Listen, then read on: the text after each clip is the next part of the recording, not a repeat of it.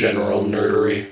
Tyler, I forgot to tell you this story before. A few weeks back, I went to Kalispell, which is just another town in Montana that's near where you're from, in Ronan. You know this, obviously, but... I'm not from Ronan. I thought you were from Ronan. I'm from Superior. Fucking whatever. You're near that area, isn't it? No, I'm west about 45 minutes. I fucking give up. Anyways, I am in Kalispell. A dude walks up to me, and I'm doing my foam fighting thing. So I'm in Belagarth Brain, and he goes, "We have a mutual friend." I'm like, "Yeah, probably." It's game. And he goes, and I'm like, "Yeah, who?" And he goes, "Poof." And I'm like, "Who the fuck is Poof?"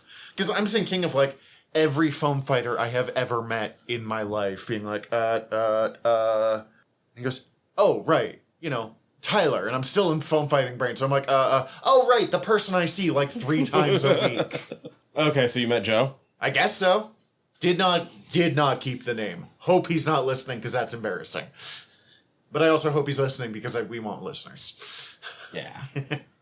Sorry if we forgot your name, but also, I didn't catch it, and I have already forgotten it. Literally every time that I have talked to him since, he's like, "Bring Tyler." So... We've talked about doing Belagarth episodes of General Nerdery. Yeah. Figuring something out at some point. Yeah, I have ideas. Anyways, welcome to General Nerdery, your podcast about liking things. I'm Zach. I'm Tyler. In case you didn't know that from this entire goddamn intro. Oh, and I'm here too. Steven's here. Yay! Yay! Steven, look, turn on an episode of General Nerdery and there's a 50-50 shot that Steven's here at this point. Like, just... What can I say? I like it here. Just own it. We're here for Food Wars Part 5. The final plate. Like year to the day after we did Food Wars. What you said it was part 2? I don't know if it's year to the day, and that like a year to the day that I made my apple risotto, which I think I made the day before. Actually, no, I made it for breakfast that day, so it is a year to the day that we recorded. I'm pretty sure. That's hilarious. Plate season 3 or season 2. Season 2. Yeah. So this fucking show has now taken up a year of our lives. Mm-hmm. Oh, many more than that for me. Oh, yeah. And it's going to take up more, because I fucking love it, but... Especially the first 2 seasons, I'm going to probably... Before that, what have we been ingesting? What have we... Oh, God, what have I been ingesting? Mostly watching TV. Righteous Gemstones is back with their new season, so I've been checking that out. Love that show, really funny. That's the one where it's... Oh, God, what's his name? Eastbound and Down. That guy. Oh, why can I never remember this guy's name? He's also in Pineapple Express. Not Seth Rogen. No. Not the other guy who doesn't really act anymore. He's also in... Danny McBride. Thank you. Yeah, Danny McBride is like the oldest of 3 failed children to a multi-millionaire evangelical TV preacher played by John Goodman. I knew John Goodman played a TV preacher in this. That's like and they're all about just shitheads and shitheels, and so like I don't know how to describe it. I don't know why I like it so much, because like you don't root for them, but it's kind of great because no matter what happens, you're either like, oh, that was a good touching moment where they actually came together as part of a family, because they're normally such fucking terrible people to each other. Or it's like, oh no, something bad happened to them, which is great because they're fucking terrible people. Get fucked. Nice. But yeah, 3rd season of that started. Loving that so far. It's been really good. I think it's just under halfway through by now. Something like that. And then me and Margaret had been watching through Baskets and finished that last night. I don't know Baskets. Fantastic. That's Zach Galifianakis' show for FX, right? Yeah. It went 4 seasons. We finished it last night. It's Zach Galifianakis plays twin brothers Chip and Dale Baskets, but it focuses... Yes. Okay, we're going to keep going. Like the Rescue Rangers. Yeah. I love it. But it mostly focuses around Chip having to move back home to Bakersfield after he fails out of clown college in France. And the only job he can get to make money as a clown is by becoming a rodeo clown. Well, this actually sounds interesting. And living with his mom, Louie Anderson. Okay. It's really good. I hear Louis Anderson is phenomenal. Louis is amazing. They give Louis a romance arc. Like Louis, he apparently has like, this is like a career-defining role for him. Yeah. Which is right phenomenal. before he passed, of course. Oh, but yeah. unfortunately, holy shit, Louis Anderson was good as Mama Baskets. Like, what the hell? Anyway, loved the show. Actually, it was, I don't know, it's got the best show to describe it as. It has kind of the same vibe as Louis, which makes sense because Louis C.K. was one of the co-creators of it. It's the show that he was working on when Me Too happened, and they kicked him to the curb as soon as that happened, so he is involved in, like, the first, like, season and a half. God, he used to be so funny. I mean, there's no getting around it. Like, fuck that guy, but he was very funny, and then he sucks. So, like, that's one of those that, like, if you have a problem with that, like, he was involved with the creation of the show and in the first season and a half of it, but as soon as everything came out, they kicked him straight to the curb. He wasn't involved in it any longer. And it still continues to be fantastic. So, God, Zach Galifianakis, too, just destroys. And the other weird part is, like, his insurance adjuster sort of inserts herself into his life and kind of becomes his personal assistant for like 3 seasons. Okay, on the trailer park that we just fucking did, we were talking about Dune and made it sound like the wildest thing that's ever come out, but now we're talking about this show, and like, I think there's less space acid in it, but it sounds no less insane. It is entirely insane. And still very emotional and touching, and like over the course of everything, you get to find out how these people are the way they are and why they are the way they are, and there's like traumas from their past that they're all dealing with, and just they're kind of dumbasses and don't take care of things in the right way sometimes, and his brother Dale is a piece of work, but pretty sure it's been nominated for a bunch of Emmys.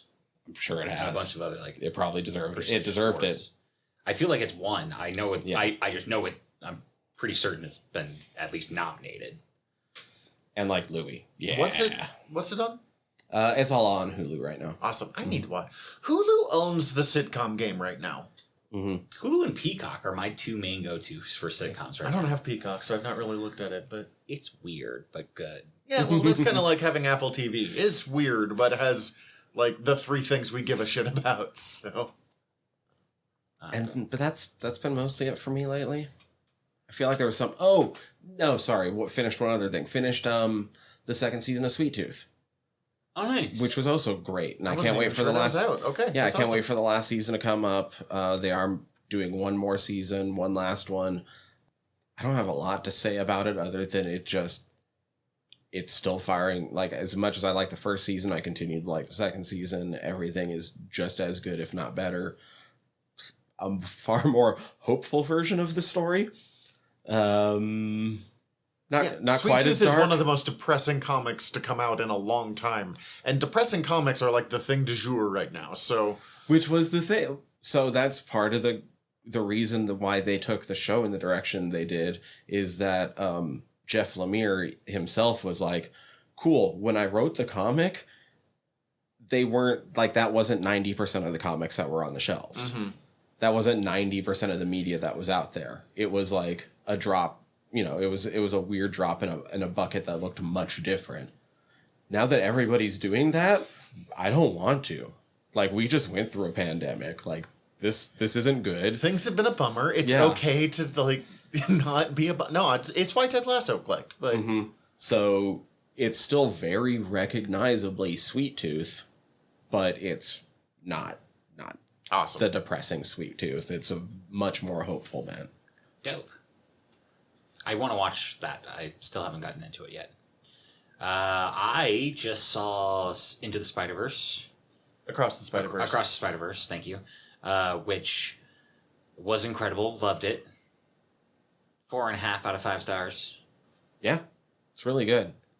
Is there anything knocking off that final star or half star, or is that just one of the like I don't give perfect scores?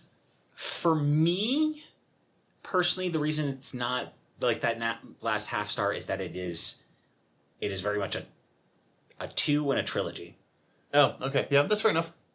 So as a standalone movie, it doesn't work nearly as well, but okay, I'm with you. But also, as a standalone movie, holy fucking shit, I loved every fucking moment of it. And then also, on top of it being an incredible film with, like, so many fucking Spider-Man references that boggled my fucking mind, I had the dream theater scenario. Just you? Just me and my partner. Well, Nice. okay, yes. It was just us. You just need to go shake your dog there and it'd be perfect. Oh, that would have been phenomenal, but apparently they don't let dogs into movie theaters. They get all uppity if you try and bring them in. But yeah, no, Spider-Man. Great. Excited for the next one. I also, on a whim, watched the first episode of Strange New Worlds, Star Trek, and it was fucking incredible and does a thing that I've always wanted to see and don't feel like I've ever actually seen in TV shows with, like, sci-fi stuff, of just, like, someone teleports in and just like, hey, you guys are all being dumb. Stop. Wait, what? The basic summary of the first episode is a planet is accidentally exposed to tech they shouldn't be. Okay. You know, classic sci-fi or classic Star Trek setup. But instead of using warp propulsion or like warp drive technology to create a warp drive, they make a warp bomb. Okay. So it's like two warring factions. Very Cold War feeling going on. And they get the different countries to start talking to each other, but they're just arguing. Shouting. And so Pike, who is trying really fucking hard to be my all-time favorite Starfleet captain. Like, the only reason he hasn't won is because the 90s 3 have fucking 30 years of me watching them to, like, build that in.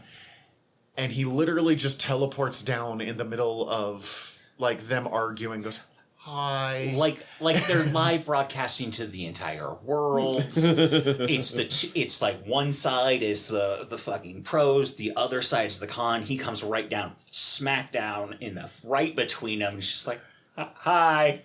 And he shows images of World War III of like, this is what happens. We know because we've been through it, because that's a big thing of Star Trek. World War III happened. And they used fucking images from the January 6th insurrection to show what goes wrong. And like, fuck, Fox News was pissed, and I was so happy. Oh my god. It's framed it in a way that I didn't understand contextually, of like, it started as like a civil war that turned into the fucking, what do they call it? The global war. The eugenics? Eugenics war, which I have heard them talk about multiple times, and then into World War III. And then like, and then talk about all the death and destruction and literal numbers of all of the extinction level event that goes on. And I was like, oh fuck, Star Trek next. Yeah, that one sat a little heavy, especially when I watched it a year or two ago and we were a lot closer to January 6th. I mean, yeah, but also at the same time, it's just like, oh fuck me, you guys are not playing around. And realize I love it, and I'm so excited to continue it, but definitely need to catch up on Discovery first, personally. I don't think you need to once you understand the stuff they explained in this episode. You're good, but you should anyways, because Disco is a fucking delight. Yes, and also for me, my brain, no, I process super stuff, get that. I definitely feel like I need to go watch Disco first. First 2 seasons, at least. After that, that's where they segue. Yes. This does remind me that after I was listening to them talk about it on their podcast, I had to go back and rewatch that tiny little clip of the live-action Mariner and Boimler. And now I can't unsee it either. Live action Mariner's sleeves rolled up look wild. I've not... Because she always rolls up her sleeves on her uniform. That doesn't look right with those uniforms. I'll have to look at it again later. I want to look it up now. Huh. It looks weird. Also, it's funny because they had to, like, just sew it and make it look like that. Say, they would basically just have to custom make that, yeah. They had to custom make it because if you look at that fabric, it's thick enough that if you rolled it up like that, it would be like 3 inches thick. Yeah, that's fair. When you say their podcast, are you talking Yo's This Racist. Oh, okay, because she's also on the Pod Directive, which is the right. fucking official Star Trek podcast, so I didn't know. Anyways. Yeah, they brought that up at one point a couple weeks ago, and I went and rewatched it, and I was like, oh god, you're right. Now I can't unsee it. It looks so weird. Well, I'll be looking at that. We are... 3 episodes are out. 4 comes out in a couple of days, so we are less than a month away. Oh, fuck, I might be out of town when that episode comes out. God damn it. Not important right now. That's important all the time. Yeah. Me and my partner jumped into Disco. We're like 7 episodes in or so. First season's the slowest. I think it's the weakest. I do like it. There's a lot of groundwork here they're laying down. So, like, I get it. It's definitely... Well, and there was a lot of... Brian Fuller was creating this before he dropped out partway through production, so... But they were still running on his groundwork. So there's some weird pacing in the first season. Yeah. Good actors, though. Oh, great cast. Fucking Doug Jones's Saru is some of the best. I forget her name, but the woman who plays Michael... Sonequa Martin Green. Oh, yeah. I know, yeah, Sonequa Martin. Sonequa, thank you. I know I can't...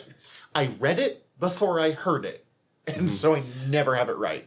Totally understand that. I know her... She was on The Walking Dead, I'm pretty sure, right? If I'm not mistaken. I could be wrong on that, but... She's in Space Jam 2. She's also in... fucking New Girl as Rhonda. Really? I've not watched The New Girl, so that's... oh yeah, she was Walking Dead. Yep. That's where I first saw her, but she's on New Girl, and she has this... she plays a character who dates one of the roommates, and she just is constantly doing pranks that are way over the top, and she just, like, will yell, Rhonda! Whenever she pranks anybody, so just like... That's the best argument I've ever heard for watching The New Girl, which I heard is fine, but I just... It's a sitcom that's very good and charming and has a great ending. That's great. I'm not insulting it on that one. I just really love Sonequa Martin Green after watching. Mid-series, Zooey Deschanel gets pregnant and has to go have a baby, so like they got really sidetracked. So like the seasonal story arc of it gets really fucking sidetracked because of that. But overall, great series. I love when an actor gets pregnant in a sitcom and they still have enough episodes that they have to fucking roll through. Like in Big Bang Theory, it wasn't pregnant, but I can't think of that actress. Kaylee Kuko broke her leg, so any scene with her, she was like behind the bar. Or in Brooklyn Nine-Nine, one of the actors got pregnant and they just had her they had to come up with a storyline where she had to fake being pregnant. So the real pregnant lady played someone dressed as a pregnant lady. But yeah, she pranks people, and so every time so my partner just will keep yelling Rhonda while we're watching Star Trek Discovery. Killing a Klingon, Rhonda. She kills a lot of Klingons in that show. I mean, I get it. They killed their parents. They're very angry, yeah. I don't have too much, even though I read a fucking ton. So I had a very busy weekend a week ago. And the week before that, all I was fucking reading was Man Thing. Because we were getting through stuff. And then I finished my heavy reading. I finished all of my, like, responsibility stuff. And I didn't get off the couch for, like, a day and a half. And I just burned through so many fucking comic books. But, like, chill shit. I read the Spider-Punk miniseries. It was good. It was not... Is that the new... it came out within the last year. Cody Ziegler? Yes. Have you read it? No, I've been wanting to because I just know who Cody Ziegler is. He used to be producer on Yo's This Racist. Oh, cool. It's good. I kind of feel like they stretch the everyone is punk anarchistic a little far. Like, there's points where it's like, okay, we get it. But I'm also not an anarchist, so I understand that we're coming from different angles. I do really love that Captain Anarchy, their Captain America analog, is a Native American man. That's fucking cool. And their Daredevil, Punk Lady Daredevil, is a fucking amazing design. It looks super good. And Daredevil as a drummer, so she uses the drums to help with her echolocation stuff, was just like a fun little... That's cool. Step. I want to read this. I'll lend it to you. It's really good. I read Sonia Versal, which is Red Sonja Across the Multiverse. Okay. It gets complicated, but okay, so the original Red Sonja, and they had largely abandoned this concept because it's weird, but the original Red Sonja concept was after Sonja's family is killed, she makes a deal with a god, whose name I don't remember, that she will be the greatest warrior of all time, or greatest warrior woman, or like just up there, you know, top 5%. But she can only bang if the person beats her in battle. 70s Sword and Sorcerer, it's a little weird. But why? Roy Thomas. Okay. Comic creators in the 70s had some weird sex hang-ups. Like, they were trying, I think the very sexist thought, I'm not defending this, was we need to explain how this woman is as good as Conan. So she made a deal with a god instead of what Gail Simone did when she wrote her, like, 5 years ago, that was, she's Red fucking Sonja. That's why she's as good as she is. And you can only bang a dude that beats you in battle kind of fits in with some of Wonder Woman's whole, like, bondage background stuff. Like, it's... There's some sexual politics that we're not getting into here. And it'd be such an easy thing to make it way less fucking creepy if it was her decision that she's not banging anybody that can't beat her in battle. Yeah, no. As I said, I introed this with, it's weird and they've largely abandoned it. Understandable. And instead had her be like, I will have all the sex I want, and I want a lot of it. I'm like, yeah, go for it, girl. Go. Get you some. But this one actually has a kind of interesting idea of... It turns out that every Sonja in the multiverse has made some deal with a god for a boon. It's not always the same deal, not always the same price. But thanks to strange shenanigans, a version of Sonja has decided that Red Sonja herself has obviously betrayed her god and doesn't deserve her boon anymore, even though it's not true. She made her husband, because in this version Red Sonja has a husband, beat her in a fight before she'll fuck him anytime. But they find a way to make it kind of cute. Every time? Every time. Honestly, the relationship between Sonja and her husband was pretty cute, so I rolled with it. But yeah, it sounded fucking exhausting. But anyways, for whatever reason, it's called Angel Sonja or Saint Sonja, has decided that Red Sonja has, like, pissed off her god, and there's larger repercussions, and because it's Dynamite Comics, it ties into the Cthulhu mythos somehow. So she's just sending Sonjas from across the multiverse to kill Red Sonja. And it ranges from, like, giant mech pilot Sonja to Hell Sonja, who is, like, a demon lady, to Cowboy Sonja, to Purple Sonja, who is just whatever, Green Sonja, who is rides a dinosaur. Oh, shit. And then, like, there's eventually this big thing where she just summons every Sonja to a plane of hell. And is like, whoever kills Red Sonja gets whatever the fuck she wants. Go. And there's one girl that's Lacrosse Sonja who just plays lacrosse. And is like, what is even happening right now? Wow. It's from the guy that wrote Unbeatable Squirrel Girl? Chris Hastings? Oh, he's I awesome. think. It's either Hastings or Ryan North. I don't remember. It is one of those people... No, it's not Hastings, because Hastings did Dinosaur Comics. This is the guy that did Dr. McNinja. Oh, okay. I thought that was can't That remember. might be Hastings. The other is Ryan North, and I get them confused. It's been so long since I've read Doesn't Dr. fucking McNinja. matter. The guy who wrote Dr. McNinja wrote this. I think that's Chris Hastings. Okay. Oh man, it's been so long since I've read Dr. McNinja. I used to read that when it was coming out. Yeah, same. It's a strange book, and it's not the best Sonja book by a mile, but it's kooky fun. Like, I had no point where I was, like, annoyed I was reading it, which there have been plenty of Sonja stories where I'm like, but I could be reading the better Sonja stories right now. Like, what's happening? I also read both volumes. I read the first one of this already, but the second came out, so I read them, of the current She-Hulk series by Rainbow Rowell. Okay. It's fucking great. It is.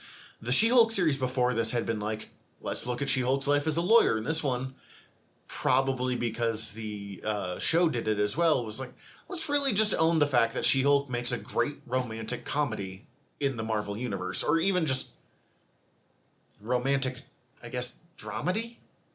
Yeah. It's mostly She-Hulk has been an Avenger in the Jason Aaron run, spending her whole time as like, you know, kind of beefy, calling herself Hulk, not, you know, more classic Hulk, like, not dumb, but not, you know what I mean. To cycle back, I did look that up. It is Chris Hastings Who did do Sonya Versal and also Squirrel Girl, and I don't know about Squirrel Girl, but did do Dr. McNinja. I'm going to look that up now. I do think Ryan North did Squirrel Girl. I get these two confused because they both started with webcomics that I read in high school and then got into... Mm-hmm. And then also at that same time, while one of them was doing Squirrel Girl, the other one was doing, I think, a similar like style of DC, or not DC, but Marvel like comic as well. Are they doing Gwenpool? They might be. That's fucking wild. I'm pretty sure Chris Hastings did Gwenpool and Ryan North did Fuck, Squirrel okay, Girl. no wonder I was screwed. Oh, yeah, She-Hulk romantic dramedy. This one is like, I've been an Avenger, I've let my entire life outside of being a Hulk fall apart. Let's bring it back together. And does a really good job of tying in Hulk stories She-Hulk stories I never gave a shit about. Okay. And for the first time in history has made me like the character Jack of Hearts. Partly by having everyone in the comic even, other than like She-Hulk herself, be like, who gives a fuck about Jack of Hearts? Who does give a well, I guess you know. She-Hulk. Oh, And I guess Rainbow Rowell. Oh yeah. That's what I got. Nice. Take a quick break. Come back. Food Wars. Food Wars. Food Wars. Oh yeah, forgot to say earlier in the episode, we were talking about trying to find a name for our Summer of Anime, and friend of the show and roommate Grizz was like, it's your beach episodes, man. So I guess appropriate, because this will start with beach episode, but... I barely even remember the beach episode. This one felt so inconsequential. See, I didn't care. It's like my favorite episode of the season, but we'll get there. I guess, look, this is my least favorite season. Yes. Oh, it's... Yeah. Far and away. I still had fun watching it. There are things that I legitimately liked about it, but, I mean, I've been honest about this from the beginning.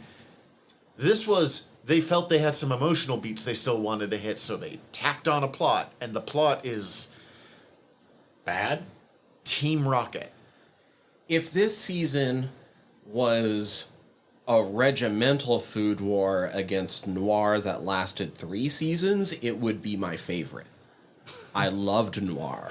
Noir is so dumb. Noir is ridiculous, and this is where it really loses me, in that, like, everything they're cooking is nothing that I could do, Yeah.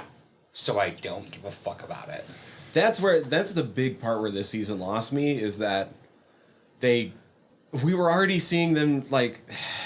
They were already kind of pushing the boundaries of... They were pushing it, but, like, the characters were doing things that you recognize. Yes, you just had to kind of yada yada yada how long it would take to make a thing, and you would mostly be okay. Yeah, they were still, like, feasibly doable dishes without it being, like... I could probably make that African ramen from last season. Mm-hmm. I could probably make, I don't remember what Soma plates for winning the regimental. I could probably make The giant bone. Yeah, I could probably make Arena's transforming Furarake rice, Yeah, Furarake Furarake rice. daughter style. I don't have a fucking chainsaw that I can use to And carve that's it. meat. That's you know. I don't have this weird blood pump thing. Not Ishki. Skasa's like sword length fucking grater was like goofy, but I was like, okay. I bought it for him. Yes, exactly. I bought it way more last season than I did this season, with him like, oh, what finesse he uses it to grate the meat. No, it wasn't the meat. It was butter. No, they talk about meat this season, and I'm like, Okay, kid. Let's take it home. Raw meat. You're using a microplane on raw meat. So, it's a kind of plot thing. Like, the plot of this season is nonsensical. The cooking in this season, they don't bother with it half of the time. No. No. I will say the characterization is still pretty good, and I still enjoy, like, basically every... They had moments that I was like, fuck yeah, this is awesome. But it was interactions, but mostly between, like, Soma and Erina or something, as opposed to anything else. This season does have, I will say, compared to other seasons, though, for me, some emotional beats that I'm glad they were able to shoehorn into here, because they were ones that I were like, I'm happy to. Fucking Megami for me this season has a couple beats that I'm just like, yeah. Also, this is the season. I mean, even in the manga, they just tacked on like a final 5 volumes of this, and then they took that tacked on storyline and gave it what I think was obviously the lowest budget season of all of these. Like, it felt like they had like real money restrictions that they ran up. Oh, really? Because I felt like the animation was weirdly the best in this season, but that they used it for really weird things. Yeah, like the scenery walking shots. animations in this are so much smoother than they had been in any of the previous seasons, but it's literally just so that you could have better looking butts when they walk. That's very on brand. Right. What it is the final episode, and we'll get to it when they get there. They changed quite a bit of shit in the final episode that, in my opinion, is to the detriment. This feels like it was meant to be an OVA movie. I can see it. That then, like, they offered them the budget for that, and then they were like, but what if we take that and turn it into a season? That said, let's start. We're going to just do... We don't have the notes that we had last time, so we're going to just kind of do a rough run-through of the episodes. It almost doesn't... Like you said, they don't focus on the cooking. So we can't really go by And, the like, meals. it's kind of just, like, plot-wise kind of light, in that, like, the first episode's basically their finals, which reading the Wikipedia, I am fucking blown away to realize that this is only the finals for their first year, if I'm reading this correctly. Yeah. There's some weird timeline stuff, too, going on, because we also saw, like, into their second year at the end of... Yeah, like, I thought this was the final, like, the terms of, like, I thought it was, like, maybe their second year finals, and they're going to be going into their third year, which, like, I did do some cursory looking up of Japanese high schools and, like, how they work and stuff. It's apparently just 3 years for the most part. In a lot of cases, because they'll do, I think, 4 years in their junior high. Yeah. Or it's like... Their junior high is basically extended. Up through freshman year. Basically. So the high school is much more like sophomore, junior, senior in American schooling. Mm-hmm. Yeah. Which so, is like, very confusing when I was a kid reading manga and did not understand that. So with that in mind, basically... I feel like I understand that better than any time I hear somebody English say something like sixth form. Yeah, I don't know what that is. What are we talking, British schools? Yeah. A-levels, I think, is like getting into college. Anyways, Food Wars, Shokugeki no Sama, the 5th plate.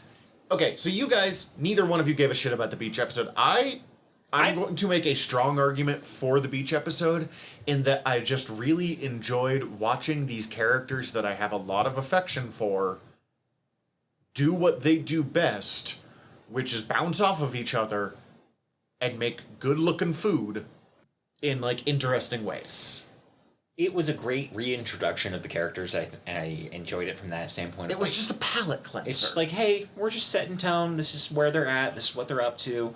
We got to introduce this asshole of a character, which fucking... We'll get into Saiba. Saiba is my new #1 least favorite character. And, like, he doesn't have any good reasons. Like, especially from the anime standpoints, he's just a fucking shitlord. Well, and they fucking rush his, like, end reveals. Which, even with his end reveals, it doesn't give him enough of, like, a meritable reason for him to have been. No, it's garbage. It's fucking garbage. Yeah. I like I like his power though. The cross knives? It's Yeah, the interesting. cross yeah. knives is cool. Get it, but basically I can use the skills of any chef that I've beaten, but instead of like Soma plus Megumi, it would be Soma times Megumi. And like I get it, but like No, it's nonsense. the thing I don't get is like, why the fuck does this motherfucker have this ability? Like comparatively, like it just like. Because the Nakari family is a bunch of freaks. Oh yeah. Spoiler alert. Yeah. Don't have much to say about the beach episode. As I said, it's the one episode of the season that I would probably just put on to enjoy. Wait, just to. Is Saiba the god asshole? The god fingers. Gross. Also, What you just said was gross. their yakisoba is one of the ones that I was like, oh fuck, I would really eat that. Yeah, Like, that does. Like going in retrospect, that's top 3 dishes of the season for me, of what I would want to actually eat. Yeah. And then we find out that the blue is going to happen, which they've mentioned the blue before, but now they really explain it. It's the something, something, something. Basically, it's a It was world championship Saiba's- tournament for people under 25. Yeah, it was contextually mentioned in previous seasons with like Soma's dad burnt out before he could compete in it. Something they mentioned in the manga that I don't think they mention here, because there's several people who compete in the anime to get in the blue that they don't let in episode 2. We're just going to roll into episode 2, because unless you have anything to say about... No, it was basically their finals. You see, like, other people are doing other shit at other, like, It's a venue palate events. cleanser episode. I mean, It's- literally, that's what it is. It introduces this fucking first-year teacher, which we talked about, and he's an asshole. And Soma's like, I recognize this guy. I don't like him, but I recognize him. In Also, this... he weirdly hit on me. Yeah, they definitely did. You're right. I forgot how sexual he was with Soma in his early... Wildly sexual for this corny cooking anime. Well, because usually sexual in this show is just like the clothes exploded. His was like... Which isn't sexual somehow in the show a lot of times. It is, but it isn't. Well, it's usually more like horny for horny's sake rather than like, hey. Yeah, right. I like your eyes. The second episode is not really a palate cleanser. It is sort of a goodbye to a lot of characters, because we have so many characters in this goddamn show at this point. And Like at least 30 plus. most of them will show up at least once more, but we don't really get any character moments from them other than they fucking... Here they are in the back. Yeah, exactly. Yeah, background support. But this one we get to see like one last cool cooking thing that they do. Yeah, a little bit of taste of everybody's like specialties and like seeing how they approach it. I will say in the manga, it's revealed later on, and I only read the final volume last night just because I ran out of time. So I don't know if it happened in this, but several of the people they kind of say goodbye to in the Azure, they call it the Azure Championship or something like that. Actually, we find out later, have their own invites into the blue that they just turned down. Akira and Mimasaka both have invites to the blue that isn't through like the Totsuki school that they just don't do. And so they got an invite and said, Nah. fuck it, we're gonna instead do this other thing to try and get these other invites. Yeah, I don't know if they just don't. Wait, isn't it because they're off shutting down the vouchers? That's not in the. As far as I can tell, the we've been shutting down Noir in the background is not part of the manga. Okay, well, it makes perfect sense for them not to be there in the anime at least, because they're off doing like secret agent shit in the Yeah, no, background. I'm with you, and I actually really enjoyed that. But they just Also- have a moment of like, "Are you sure you got invited to the blue? Are you not going to go?" And he's like, "Nah, Soma's got this." We're definitely gonna have to talk about it when we get to them shutting down the noir stuff. That's like in episode 11 or something. But The final episode should be like 3 episodes long. holy fuck, them taking down noir is so great. This one though is basically everyone has to make soup. Which is the most disappointing. It's just like the weakest category. I'm just like, oh, soup. There were some cool soups in this. There's some cool soups, There's but some cool soup. I will say, Alice, that's not a fucking soup. You made boba tea. I'm not saying it even sounds bad. I'm saying it's not soup. Hers Like- was the one that was most interesting to me. Yeah, but it fucking wasn't the category. But this is where we really start to realize that cooking doesn't matter in this show. And I mean, it matters, but like the details of what they're cooking, I kind of wonder, because they had a professional chef helping them figure out meals for this manga. I don't know, maybe he just quit, or maybe he was like, I can't do this, guys. Like, we've gone too far. I was almost wondering that just while watching, because like through most of the seasons, they're giving all these like little details, and you can become a better cook by paying attention to the details they're giving you. I And have this, found they're just the like, Food Wars cookbook, and I am buying it. like, look, this looks pretty. Oh, this is this. We're just gonna say this name at you, and I'm like, what French happened technique word. Yeah, But like not as detailed about like anything anymore. That was it's slightly disappointing with this, and like I think for like the last season as well also got leaned in. The that way. last season at least put time into showing you the meals being made. Not all of them in the Regimental Food Wars. They would have someone lose in the background, but there was also 3 food wars happening simultaneously. Although This one there's one food war, and we're not going to bother to show it to you. I feel like seasons 4 and 5 have a very much were definitely hindered by not knowing if they were ever going to be made because of licensing issues with distribution. They did eventually get made and put onto Adult Swim, but basically just like that was a crapshoot in it happening at all. Like it went from that's why you can't find season 3, 4, and 5 as easily as you can find season 1 and 2. Yeah, season 3 we only found on Crunchyroll, and it was only in Japanese. And I think 4 Is also on Crunchyroll, but is in English and Japanese. Or at least it was. I don't know if it still is. I think High Dive has like 1 or 2 of the seasons, which is like the other streaming platform that is basically a thing because they do ecche stuff as well.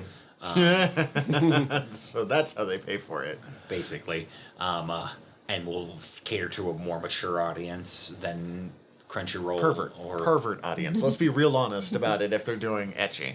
Well, they also have like horror stuff and other things that's not necessarily horny. All right. I hope it's not horny. That one I'm gonna yuck some yum on because there's some like gore stuff as well. Fair enough. Yeah, I don't like it when they. I mean, whatever. We're gonna it's your just thing, stop but with that. let's not mix gore and horny at the same time. Not my bag. Not a good thing. Anyways, Food Wars. Food Wars. Good horny. The best part of this, I mean, one, Megumi's miso soup in like different balls. That sounds bad when I say it that way. yeah. Her Seafood meatballs with various miso soups inside looked interesting and was still soup. and then like the amount of depth she goes into to make different soups into each meatball, and it's like a fucking multiple course of like featuring all the regional variants of miso soup. And The only downside is I know I would eat the one that I liked best, and every other one I'd be like, that's Fuck. not this one. Yeah. but that's just a me thing. When I find the thing that I want a bunch of it. But the important part is Megumi is finally allowed to win a fucking food war. Yeah, when they announced the rankings of the episodes, and you find out Soma takes third, and I was like, fucking Megami, and then they announced the second place was Isumi, right? Or Takumi. Yeah, Takumi. And I was like, Megami. I felt like it should have been Ishiki, but I understood for plot reasons they wanted their like big 3. Yeah, Yeah. Also, she should be way fucking higher than the 10th seat on the council. yes. And like, I love that that's just subtly just like constantly dropped throughout the time throughout this season. It's just like, oh shit, Megami's actually a really great cook, and it's all super passive aggressive, and I hate that end of it. Although at a certain point, someone was just like, damn, Megami's a great cook, but she's even better front of house. And it was just like, yeah, she's great. Why don't you guys recognize this? Well, most of her friends have recognized it before she did. It's everyone else that's like, who's this girl having a panic attack right now? Probably don't Yeah. need to worry about her. Oh, fuck. this country bumpkin. Although, fucking A.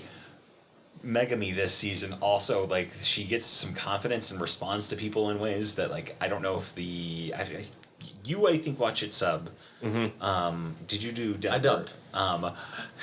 The way she refers to certain people in very much a motherly, like, don't talk back to mama.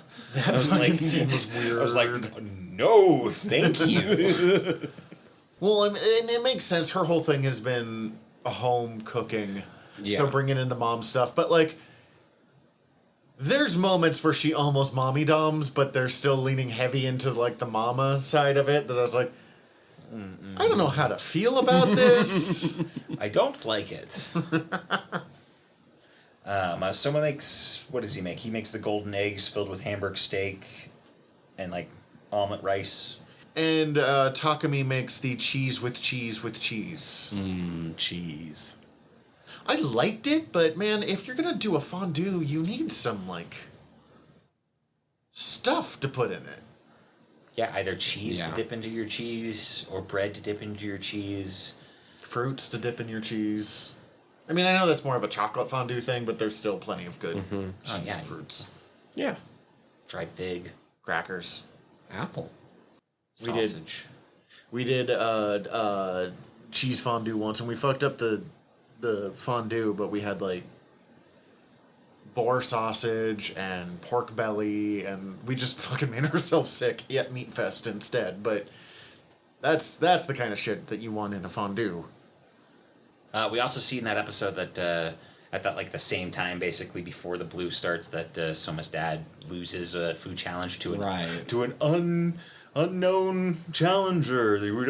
We don't recognize this guy that looks exactly like a character that was introduced in the last episode. Just wearing I'm sorry, I keep calling Noir Team Rocket, and it is mostly because they're goofy villains, but also he dresses like a fucking member of Team Rocket. Yes. Put an R on him anywhere, and I would not know he was not part of the Pokemon manga anime. Yeah, he's just like a weird fucking like regional variant. He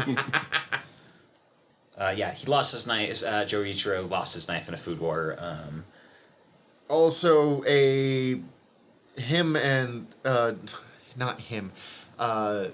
and Saiba enter into a food war with the promise of basically a food war over who Erina gets to marry. Yeah. Yeah. Which on one hand, like, hey, fuck you guys. On the other hand, I 100% believe that Soma did not register the fact that he was basically promising to marry Erina by doing this. He's not battling to marry Erina. He's battling so that he can continue to battle Erina. So that, like, this asshole can't marry Erina. It entirely felt like that. And, like, he didn't even register that, like, in doing what he's doing, he's basically trying to marry Erina. Which I didn't. I'm a little disappointed by that. Wait, this asshole who in the moment should be registering instead on Soma's radar is like, a sex isn't offender? this guy one of our new teachers that In fairness, so is threatening to marry my classmate / director of this place? He falls under the strange anime trope, and I know it's not just anime, it's just common in anime, of the school teacher that is like 18, so they can justify, quote unquote, teenage romances with a student. His age is unclear, but he's not much. I mean, the implications, as far as I can tell, is that he's relatively supposed to be around Soma's age. He's older than them, He's but older, not but not wildly. like a lot. Yeah. Like, I would say he'd probably be he should theoretically be maybe 2-3 years older. That's what I was getting, yeah. Because, like, in the flashbacks when, like, you see him as a younger character talking about, like, Joichiro's leaving. yeah, and, like, at the same beat you see also young Soma. Like, they're Within a few years. Yeah. Also, when we find out that, okay, this is kind of skipping ahead, Saiba's big thing is that he feels abandoned by Joichiro Saiba, even after he took on Saiba's last name. But he's not actually Saiba's kid. He was just raised by him and is allowed to take his last name. But he's like, you abandoned me. And he goes, Saiba asked you to go with him, you little dickhead. Like, And didn't force you, like, just, like, gave you, like, hey, explaining these things happened that I now need to go take care of my child. but if you want to come with me, you could be my other child. And I realized that, like, this could be a thing you might want, so I'm going to invite you. And this motherfucking kid, I understand he's a child, but he takes the wrong choice of just like, and now I need to fucking kill Soma. Now I need to join the evil cooking mob and kill Soma after destroying Joichiro because you didn't take me with you when I said no. How fucking dare Soma let his mom die and force my adoptive dad to leave me? That motherfucker will pay. Also, I have to marry Erina because I was given the advice, find someone to cook for. So clearly, only she is good enough because Saiba's plan is somehow worse than Jesse and James's. Do you think Saiba would have went through with his plan if he would have learned his parentage? 100%. Yeah, He's a fucklord to the nth degree. we're gonna talk about that as we get to it in the series, but I mean, the the redemption of the Nakri family sucks. Can we spoil it though? Because I do in the same beat of like talking about his plan. Saiba's actually a Nakri and is technically Erina's older brother. And like his dad's plan was equally as buck wild and fucking bonkers. So like We also find out, and they hit on it Tree more in the apple don't fall manga, far from. that the grandfather, the dean who we actually like, cooking Dumbledore, his plan is about as buck wild as everyone else's. It's just more focused. more focused and also somehow less fucking creepy. Yes, it only just tries to destroy a few potential children as opposed to... We'll get to it. Yeah. They do the cooking battle. It's pork cutlets. Automatically, it's shit I'm interested in because fucking pork cutlets with a cheese sauce. Hell yeah! These are another one that I really actually want to try. Yep. I'll agree. Yeah, they looked pretty good. Soma loses thematically. That surprises no one. Because he had put up his knife in the battle. They decide not to take the knife because mine is better, and they show off Joichiro's knife. Which Soma immediately realizes. Yeah, because it's Soma's mom's, then his dad's knife. Like, and they didn't really hit on that as strong in the anime, I don't think. No, they did not, and that I did not catch that. That was his mom's knife that his dad started using after his mom died. They way underplay Soma's mom in this season. Wow. Yeah, I didn't catch that either. They wicked underplayed that. Half-baked at best. That's basically all that happens in this one. Oh, they are told about Noir. They're told about Saiba, Asahi's whatever story. Also, Noir are known as the chefs of the night. Yeah. And Midnight they all have chefs. those fucking... Like, all of the nameless minions, instead of being, like, nameless cooking things, all have the fucking giant, pointy, like, Satanist... Dope-ass concepts. Terrible execution. Wish they had peppered it in the last few seasons of just, like, the cooking world at large beyond Totsuki. Because, like, if they had literally just mentioned, like, underground battles or fucking that there's chefs who fucking live on the edge of society, like... Because, like, they talk about the concept that they do, like, deathbed. Mm-hmm. That's fucking cool as shit. Like, beyond cool as shit, also just, like... Interesting. Fascinating as shit. And just, like, also, like, kind of beautiful of, like, going... Like, criminals can go fucking die for being criminals if they're really bad. But, like... but also at the same time, like, the idea of making deathbed meals for people, like, incarcerated and other things, like can't get that from other places. It's like, that's fucking cool as shit. I'm really into that concept. And then they have a clown, too. So, You were obsessed with this fucking clown. this clown is so cool. Yeah. Okay. Also, at this one... I'm obsessed with, like, all of Noir, and they mostly just get skipped over. Yeah. Saiba makes the deal with Erina that she'll marry him if she loses Which I keep being like, stop promising these things in Food Wars, people. Like, you can just say no and then beat him anyways. It's the fucking Marty McFly call me a chicken again. Except for, like, I'll marry you. And Joichiro tells the secret of becoming a great chef, dedicating all your cooking to someone else. However, in the anime, it definitely comes across more as to a girl. Oh yeah, very much, very gendered. To your romantic partner who is a girl. Unless you're Erina, in which case it will be to a boy. While, like, I don't know, and maybe I just read it that way. In the manga, it's treated much more like, Erina, the person you're doing your cooking for, is your mom. It doesn't have to be a romantic thing. Although my wife was making fun of this, and I'm like, what, you say you don't make your cooking for me? And she goes, honey, I make my cooking for me. So I guess she does do this, she just, the person is her. Which is a fine way of going Yeah, about it. I get great food out of it. I am not complaining. And we all should really love ourselves, too, so that's... it's great, I think. We also are introduced to the Bookmaster World Gourmet Organization. And World Gourmet Organization is somehow even nuttier than it was before. Although, spoiler alert, Erina's mom is in charge of the WGO. That makes it very strange that Dean Nakari's plan from the previous season involved basically openly running, or like colluding with the World Gourmet Organization. Because that's his ex-wife. Why would she agree to do that? Unless she's, like, so high above the level he's fucking around at that he's not even touching. Like, she could just be like, sure, whatever, I don't give a fuck. You minions do whatever you're doing. I'm doing some grand orchestration. We come to first round of the blue. Turns out the blue is you're earning your way to a castle instead of it's just a fucking cooking thing. Yeah, they make comments that this is the first, that's previously had been like pretty traditional like cooking competitions of like high cuisine is just like the theme, but it's like basically like a Top Chef like time trial, cook this thing, get judged, and that's it.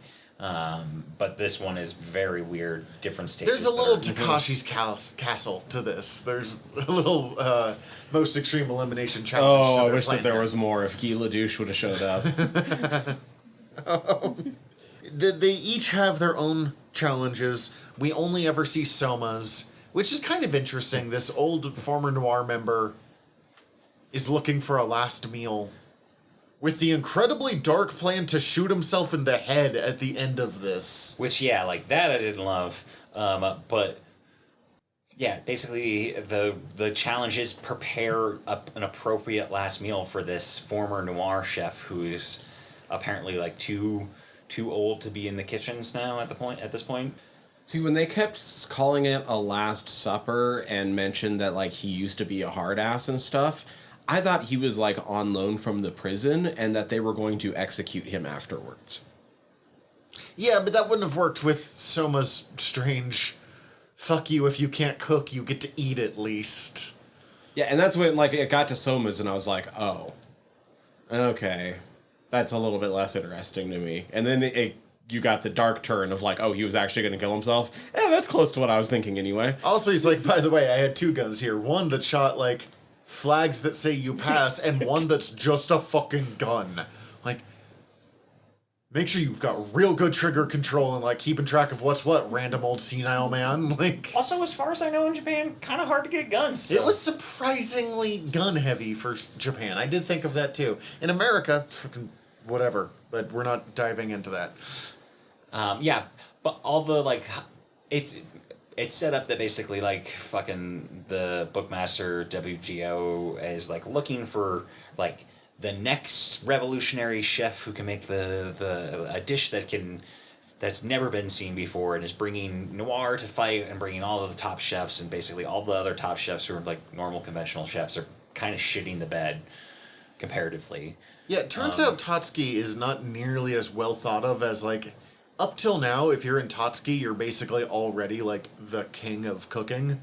And then now they get out here and they're like, fuck you, whatever. Mm-hmm. Last thing I have on this one. Everyone else has, like, complicated stuff. I enjoy Soma giving this guy a will to live again for a while. Megumi's challenge of food that's appropriate for man and dog is the easiest goddamn challenge in the world, based off the amount that my dog loves literally anything we make. Having a dog with a kidney disease and having to make special food for my dog, this is a hard fucking challenge. Sure, but they don't say a dog with kidney disease. They just say dog.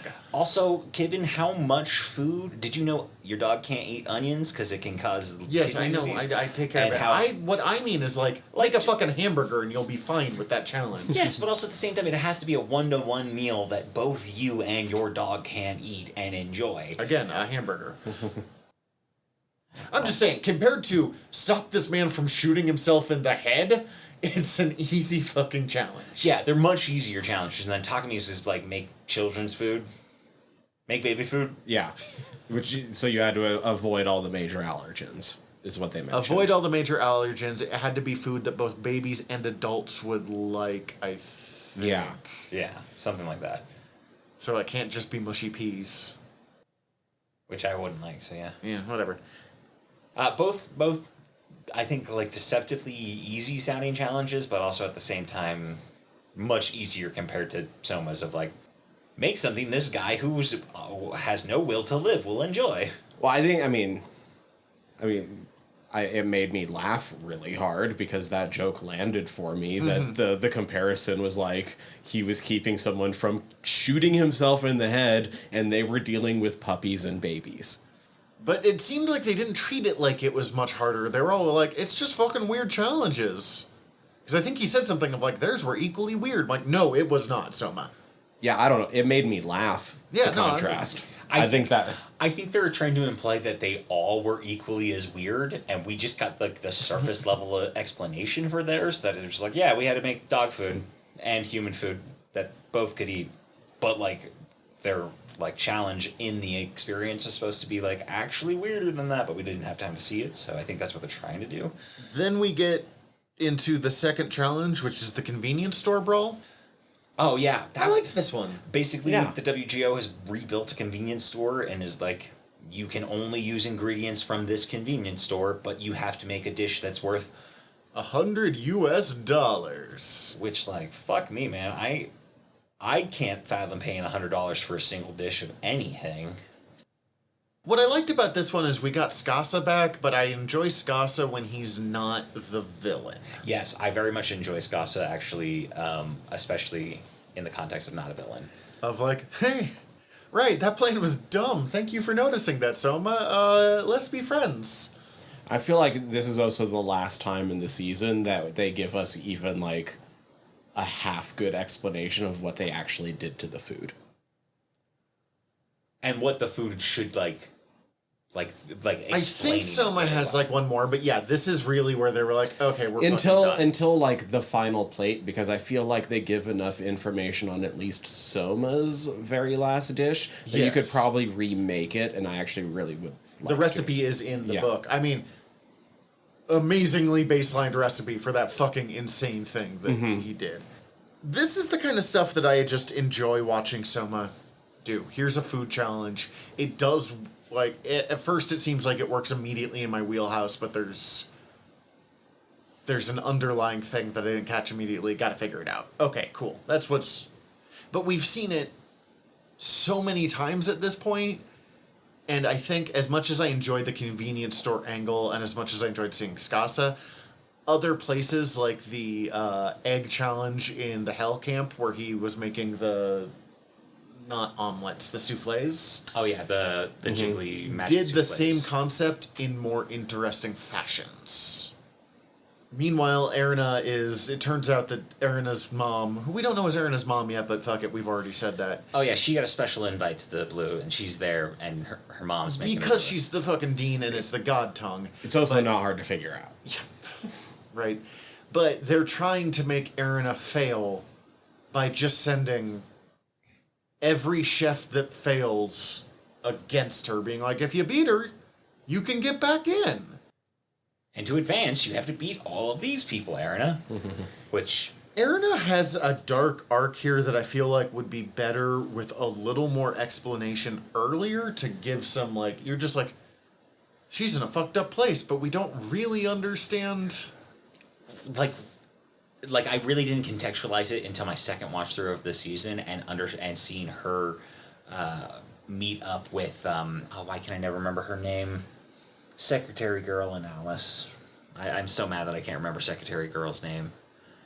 Yeah, but it's Secretary Girl. But when she shows up with Alice and just like, oh wait, yeah, she's been fucking by herself this entire time. She has none of her safety support system that she's built around. And her mother herself. is actively trying to food murder her. Oh yeah. Look, I already know that I'm a big Alice fan, but I do feel like one of the biggest weaknesses of this season is that Alice is the perfect character to put against Noir. Yeah. Yeah. Yeah, you're right. Alice could do some weird shit that Noir would not be ready for. And that kept bugging me through this. I'm like, just let Alice take down the creepy clown man.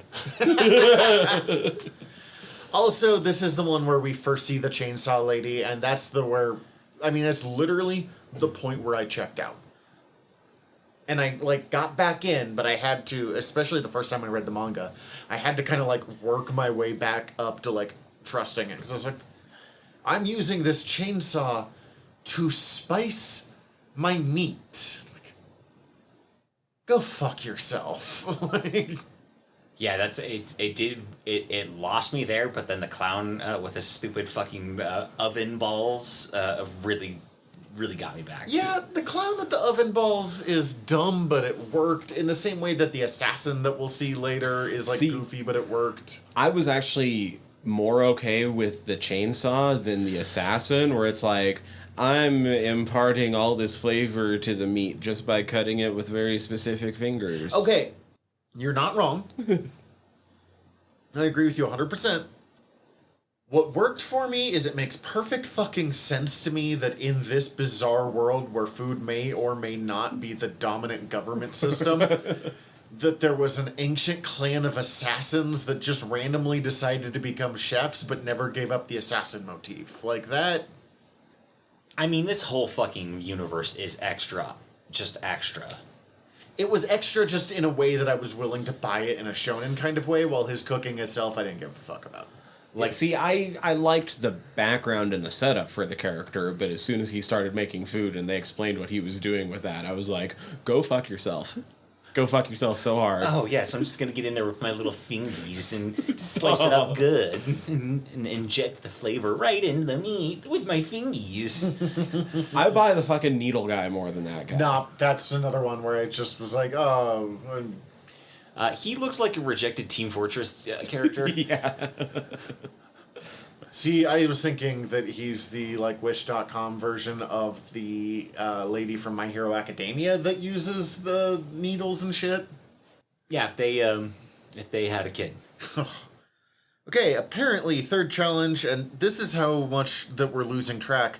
I forgot that there was a third challenge of impress 3 of WGO's top judges. Yeah. My brain went straight to the food wars that start happening. Wait, wasn't the Impress when we saw Chainsaw Lady for the first time? Maybe, for some reason I thought she was just... No, it wasn't the food war, because they, show up and, I was mixing that with the deli, the convenience store. No, because they get past the convenience store and it's like, well, now, all of the rest was preliminaries. This is when it's about to begin, and, we need to show them that Noir isn't fucking around, and this is what you're actually dealing with. That's right. They basically just show us some of Noir's set. Yeah, basically, you get introduced to Noir, and that's basically the final third challenge, and just if you can't cook on their level, your shit is weak. And it seems like that's going to be the Noir that's... So they are the ones that are recurring as far as who fucking Homeboy is talking to behind the scenes the entire time, but they all get beat right away, and they bring in more Noir members that then also just get beat in the background. And one of them looks like fucking Mr. Freeze, and... And then we also have Sarge, who is the lady with the chainsaw, the clown, the assassin, and the hipster bartender. Yeah. Which we'll talk about him, because I actually liked Hipster Bartender. I kind of liked Hipster Bartender, too. We have a Christmas cake of Sarge versus Soma. Soma wins.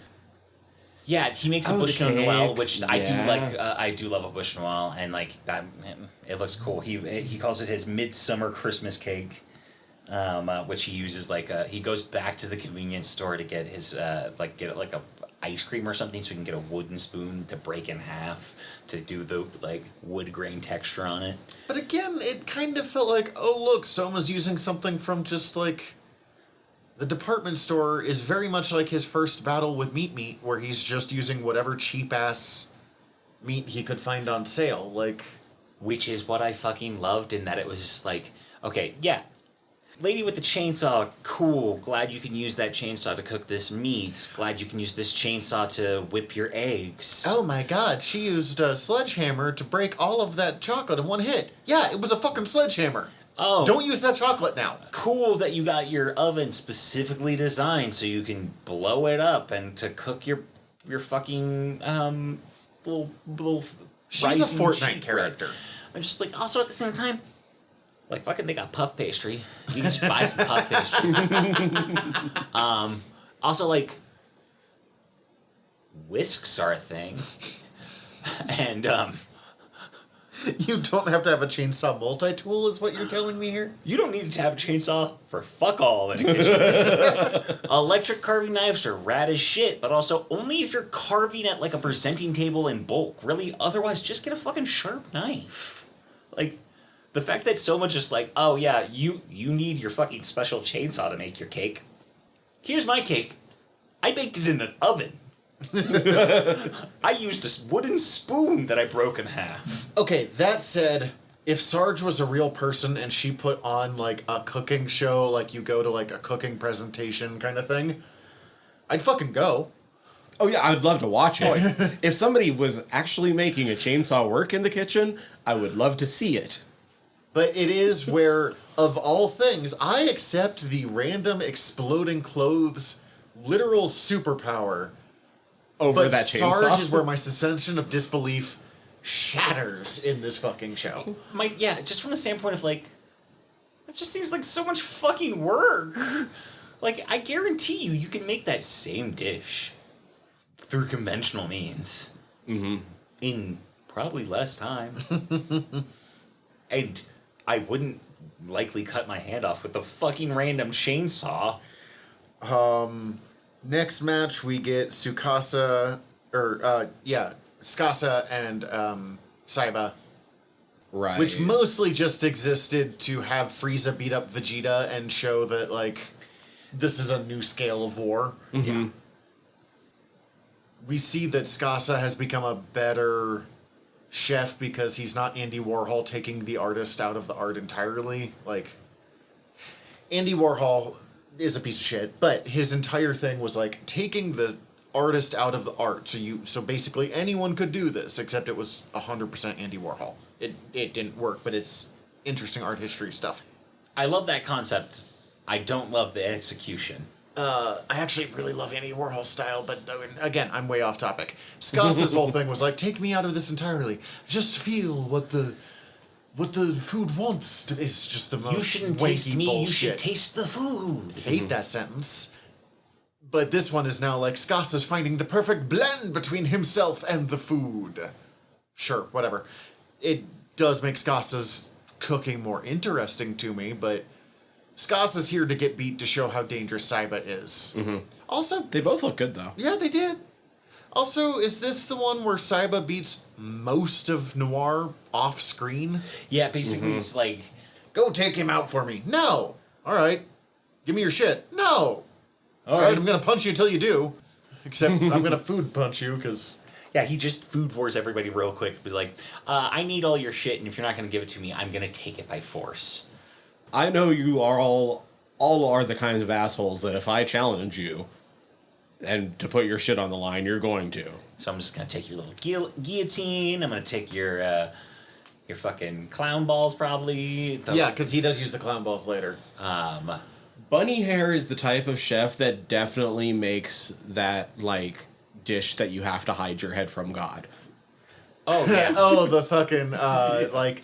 The baby stuff to duckling. the bird and then eat it bones and all. What was her thing? I don't even remember. She was like the sadistic chef or That's something. right, but she just The more she tortures a meal, the tastier it is. But she just existed to have a weird lady with a bunny hat giggling in the background for a couple of But you episodes. could have had that without her having the like. She could have just giggled. It would have been like. Did she need to be creepy? Oh, she was oh so fucking jacked. Oh That's yeah, true. she was yoked as fuck. This is the one where we learn about cross knives, which is cool. I thought it, yeah. It's As another- far as powers in this show goes, it's a cool one. I dig it. I think part of the problem with this season is it really does become much more outside of the god tongue, which was just basically perfect pitch, but for food. Like, actual fucking powers. Which like it's not that far off in that like there are people no like The extent that, like, I touched this chef's tool and now I can cook this fucking 7-course Okay, meal. and this is It's what ridiculous. I mean. The fact that you're using the stupid voice Yes. to explain things. but I do know people that literally just like see someone cook something once And just know how to do it. and can do it perfectly again without having to be told. So like that's a thing. I know that's a real thing. I've seen this with people. And I've seen people that can do it from fucking like YouTube videos and don't even need it to have it be like an in-person tutorial. Or it reminds me of the like children music prodigies, where you hand them an instrument and like 10 minutes later they're playing it. That's true. Which, by the way, Flavor Flav, one of those people. Interesting. That weirdo has to do something to be What as instrument? successful. Anything. Oh. Flava Flav is incredibly talented. He's just a weirdo.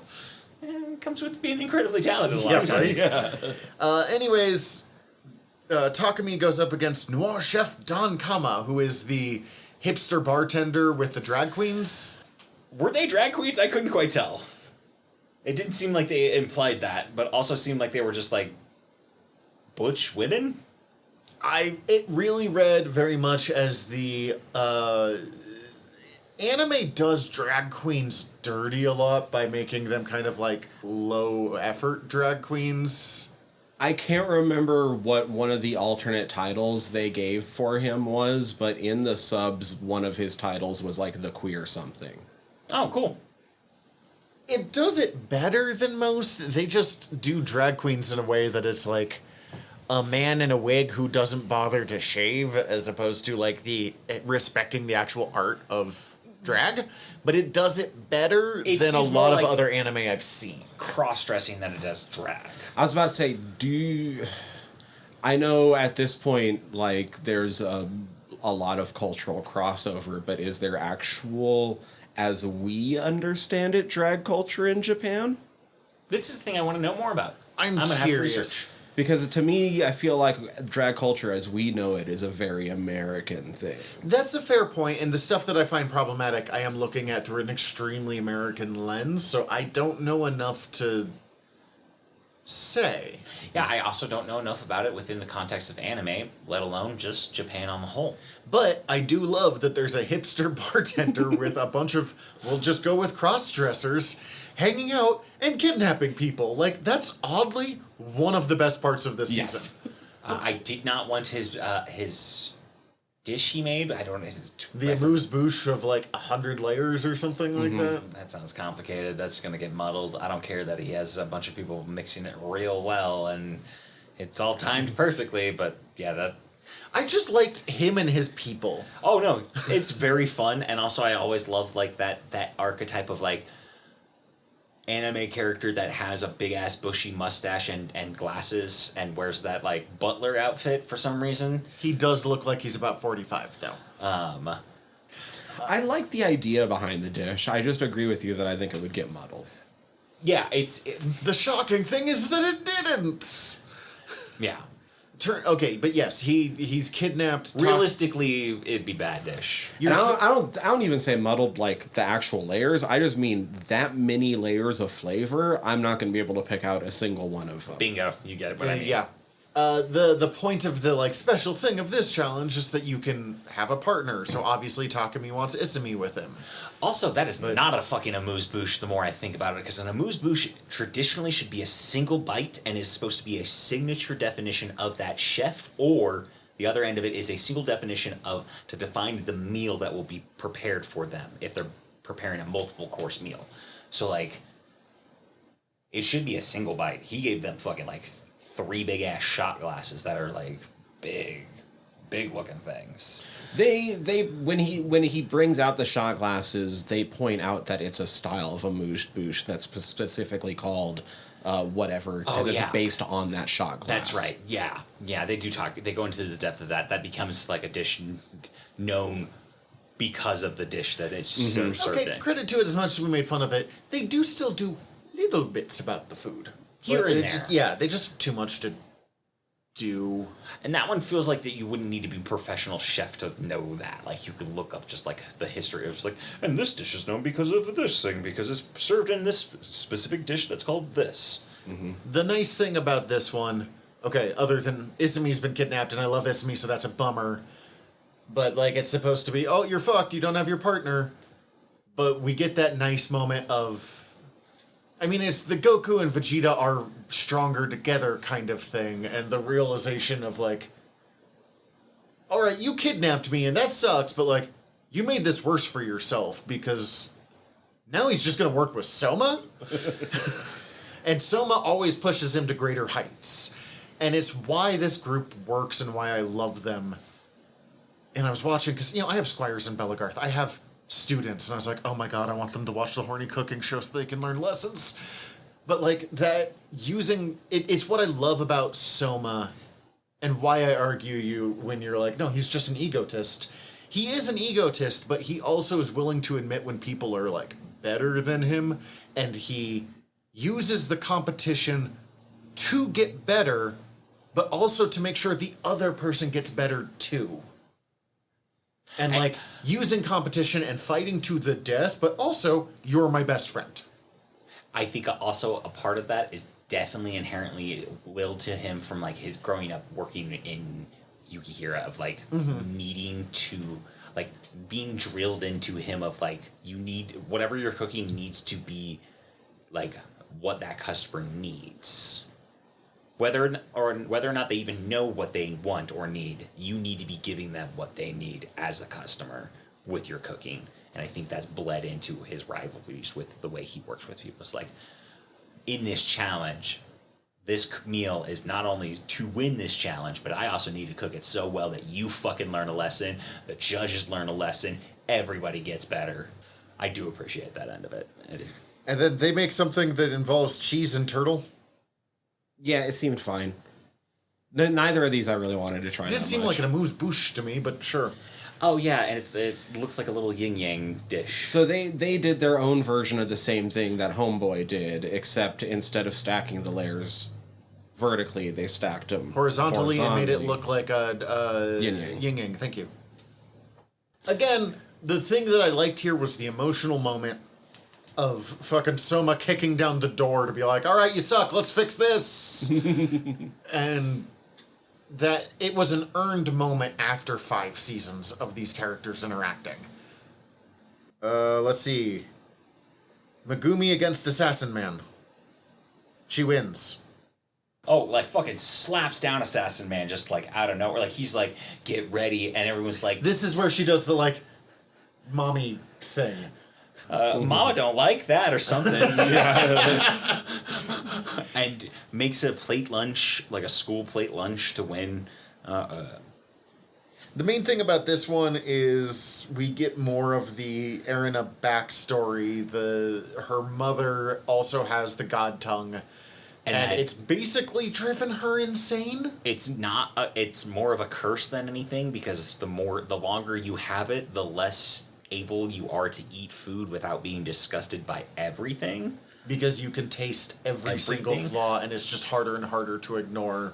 Like, and you're seeing this tangentially with Erina as she's battling, like, slowly, like, she's, like, becoming more obsessive about the flavor palettes, having to battle all of these people at once during the blue. that little extra thing brought the god to, like, as wild as it is, it brought it a little bit more down to earth for me, because it reminded me of, once again, go more over onto the music side, people that have like genetic perfect pitch 100% of the time lose it over the course of their lifetime. Whatever it is in their brain that made it so that they had perfect pitch for 20, 30, 40 years just goes off a little bit. Weird. And so they now have perfectly off by Oh my sharp God. pitch, off by flat pitch. That's horrifying. Like, your only hope is to learn what you're off by and then try and compensate and hope it doesn't change again. But 100% of people that have genetically perfect pitch lose it. I remember being in choir and the number of people that claimed they had perfect pitch, and I was like, I'd sit next to you, you don't. Oh, yeah, we also find out that, Erina's mom doesn't eat anymore. She is IV fed, and I'm like, Because she can't handle food. no thanks, I hate it. Yes, absolutely. It's so gross. I do like that we get the first bit of Soma, like, knocking Erina out of her funk by being like, don't give a fuck. See you at the end of this. Yeah. Megumi challenges Saiba. If she wins, then Saiba will stop harassing Erina and stop trying to marry her. If he wins, she will stop being Erina's friend, which, you know, is never going... Like, thematically, she can't beat him here from the way that this plot is being developed. Also, thematically, you know that best case scenario, she's going to be like, fuck yourself. But really, it just turns out Saiba doesn't give a fuck about Food Wars, despite the fact that he's holding Erina to, like, you're going to have to marry me, like, the worst possible Food War thing. he only cares about him in the context of being able to manipulate people into what he wants. Uh-huh. He's a fuck boy. I didn't put that word together with him until one of you said it, but... I think I said fuck lord, but fuck boy's equally right. Yeah. Lord implies he's more powerful than he actually is. Fuck boy actually is probably more accurate. He is a little boy. He starts bragging, I'm gonna win, no one can beat me, yada yada yada. Soma has one of his, yeah, but I'm gonna beat you. And it's a fun Soma moment, but it's the Soma moment that we have seen, like, every 3 episodes? Is that then where we get a montage of just a bunch of people losing so that we can actually get to their battle? Yup.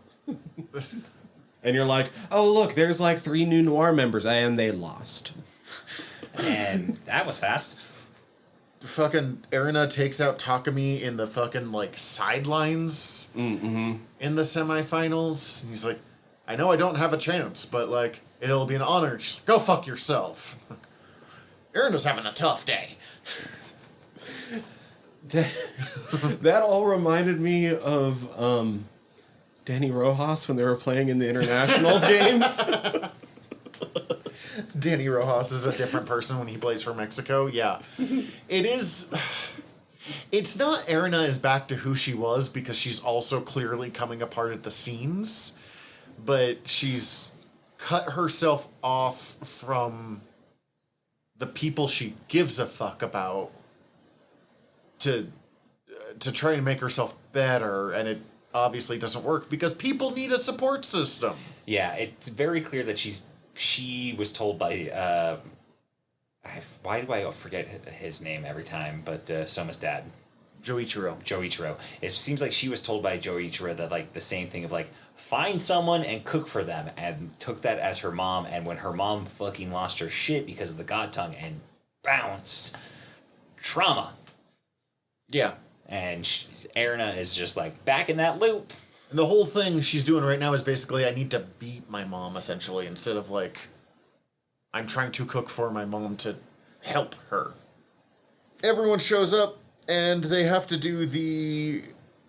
Everyone shows up to just cheer, because they miss Ishiki and the Polaris people. Oh, I forgot this. In the Azure, they say goodbye to, like, every chef we've seen, except for the 2 bro dudes. They're Yeah. not even in it. You see them very briefly in the first episode, at the beach episode. Yes, but what I mean is, in the like Azure, who's going to get into the blue? Every other member of Polaris is shown the dish they make.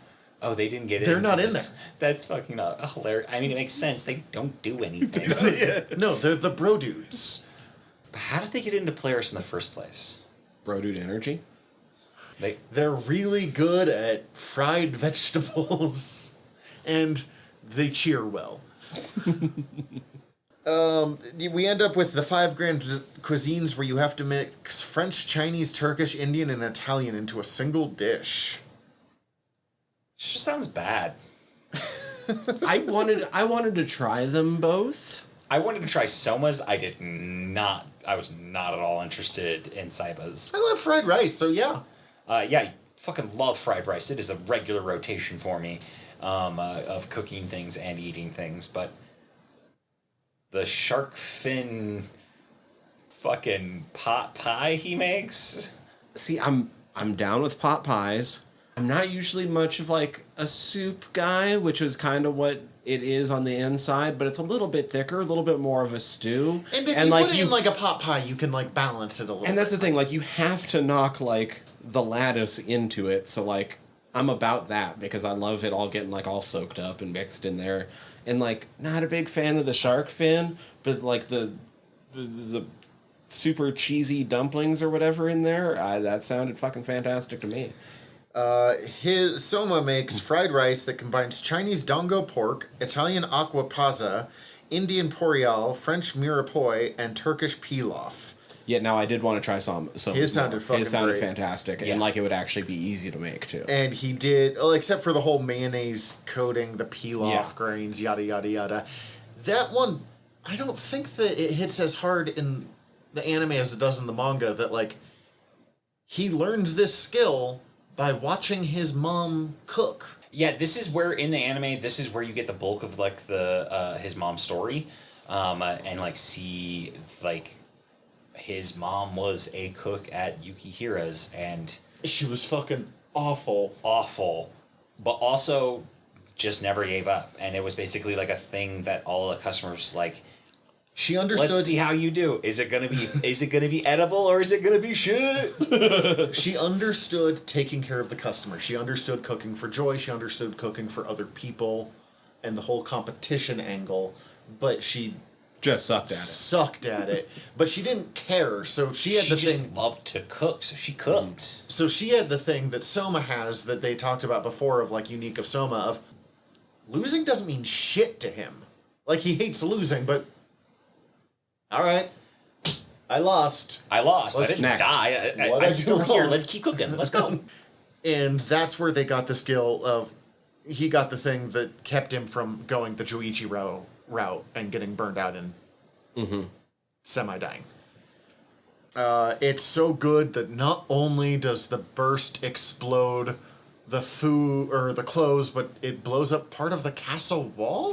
That was so funny. Or is that the next time he cooks? Oh no! What doesn't Saiba's dish is tasted first, Yes. and it Yeah. activates The endowment. the or whatever. endowment. That's right, and his just activates the endowment bigger, and it goes all the way into town, which has to suck for whoever's just like going about their day. I don't know, at a construction place or teaching school to minors. no. Well, what was it? Was like his did the burst because they made the difference. They're like, by the way, when you guys were watching this for the past 4 seasons, what you were seeing was actually 2 different types of it happening. The burst and the endowment. The normal endowment only removes the clothes. The burst actually shreds the clothes, and he's kicked off a burst that was. Most of the time, the endowment just does the remove the clothes on other people, even when it does the pulse. And his triggered it to be the burst on other people, where their clothes were being shredded. And then, I can't remember why Soma's was different the first time, but then it's the last time that it does the building as well. Okay. Oh, that's later. Once I think that's Erinna's dish. Yeah. It's his dish against Erina. It's Oh, his dish against Erina. We never see Erina. Yeah, Oh, we that's never right, see that's right. Erina's other than she wins. Which the implication is that Erina's honing of her cooking skills has also honed her endowment. We also making it stronger. We also see at this point Saiba's defeated, and I guess he's not evil anymore. He's not evil, and he's learned that. But also, fuck me, is it so great when he's just like he's building his dish and he has like a moment of self doubt, and he just like gets like, believe in yourself, Saiba, from like some random guy who's like a bunch of different chefs, a bunch of different chefs that like he had like. Like it was the ones that he had defeated to get all their shit from. But like it's all framed to him of like, we believe in you, go, you can do it, and then just like, dude, they would not be happy. You stole their shit. You showed up, wrecked their shit, and stole it, and then left. They are not your friends or mentors. You just stole their cooking implements, man. Well, and that's kind of and they say it in fiction of like, don't be cut into flashbacks like you're the main protagonist here, bro. It does show the difference between them and Soma, because Soma does have those people cheering him on. Also, in the manga, they hit harder the, like, he comes across as the protagonist, because in the manga, they're like, Soma is really much more like the demon that takes everything around him and combines it into something horrifying. But Which, also like, great. They refer to him as like a warlock in this. They just lean on that a little heavier in the manga. And here we have Erina versus Soma. Erina's continuing to come apart at the seams. And I do love this bit. This is like a high point of the season. Of Soma fucking just going up, tasting her food, being like, this sucks. Get your shit together. Don't care about the blue. Don't care about anything else. You're the cold bitch that I love. However you want it to get, for whatever given value of love that matters, I need you to be you so we can keep doing this shit. And makes his food. And it's based off, and it's the egg tempura bowl, which is based off everything he learned at Totsuki, but heavily involving shit that he learned from Erina herself. But it can't be the first meal he ever made, because they already did that in the previous season, and it can't be the first thing he ever gave her, because they've already done that in the previous season. So it's the, like, first time Erina directly beat him in cooking, which at this point is kind of finding a stretch of other meals that he's done that... like other things that they can literally grasping at straws of like, they cooked together that time. We'll do that one. You beat me on this one. Okay? I managed to pull out with my omelet dish, but you still beat me first with your Benedict. By making more of them. You made... This is the final episode, and it should be at least 2 episodes. Oh, 3. That's maybe 3. Yeah. The last episode is so fucking dense. We have the fucking egg tempura bowl. We have the double burst because it's hers and her mother's at the same time, combined with hers being more powerful. We do find out that there is... Her granddad had a plot in creating the Diamond Generation of, like, we need to have these people that Erina's going up against, so she's eternally pushing herself farther and not just getting stuck, which is what keeps happening to people. He made a bunch of diamonds to polish this really hard-ass stone. The thing that the manga hits a little harder is he's openly at one point being like, I might destroy these other fucking kids. Whatever. I mean, within the context of the rest of the universe, he does this he's the fucking dean of fucking... Totsuki. I know, but And, like, episode 1, we all agreed, this is a bad school. I get it, and I agree, but he's openly like, I am picking the most gifted chefs of this generation, and they might all go insane and die. And I don't care. It's not just like... But also at the same time, they might become real good chefs. And that's what happened. It's... In the manga, they definitely hit that the plan is much more sinister, or potentially sinister, than it's shown in the anime, because they have, like, half this fucking oversized manga that I'm holding in my hand, despite the audio medium, that they fit into the last 8 minutes of this fucking show. Yeah. Yeah. She refuses, they're like, they'll finally admit that the food's good, and they're like, nah, it's disgusting. But only compared to what I'm about to make. And then they don't show, we don't even have any idea what she makes. It That's fine. pisses me We off. can't. It doesn't. You can't. You I can't show the ultimate dish. understand why, but like every other time they at least like pretend to try. But also, I don't even want to know. Like, I don't give a shit, man. At this point, We go to the after party. Soma disappears at the after party to go pull a Joichiro and travel the world. for only 6 months, too, which also seems long and short. Now, I understand why they abbreviated this part. In the manga, he doesn't disappear in the after party. But he's kind of listless for a while afterwards, and then 6 months later, he disappears. And we do get to see, like, the rest of the 10 forming the Fall Classic, and we get to see little bits of how he's how he's affected the school. That there's just, like, Polaris is just fucking a waiting list to attempt to get in, and there's new generations of kids all competing, but they're actually, like, buddy competing now, as opposed to, like, having to learn that. They really do convey better that he is, despite the fact that he's terrible at paperwork, in the manga they convey that he is the leader of this group of people. They all kind of follow him, they just still fight. And then we jump forward 6 years, as opposed to just everything is happening 6 months later. Yes. Okay. Interesting. So we get to see, and I brought this, and I'm going to go real fast with it, where everyone is.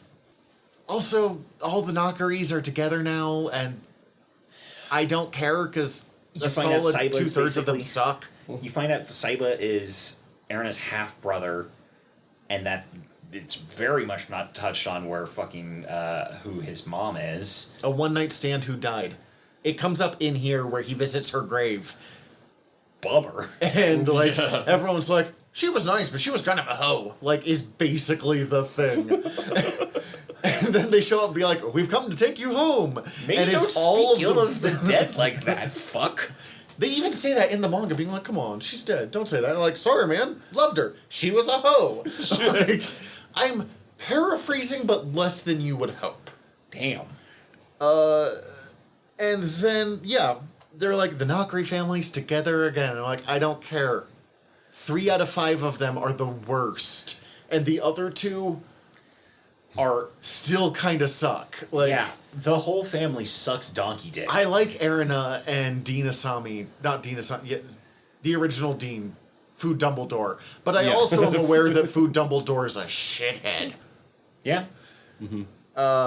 Jump forward 6 years later, Erina is still running the school, secretary girl, Hisako. Hisako, thank you. Only because it is directly in front of me as I'm looking at it, is there. I understand why they didn't do the 6 years later, because I think they ran out of money.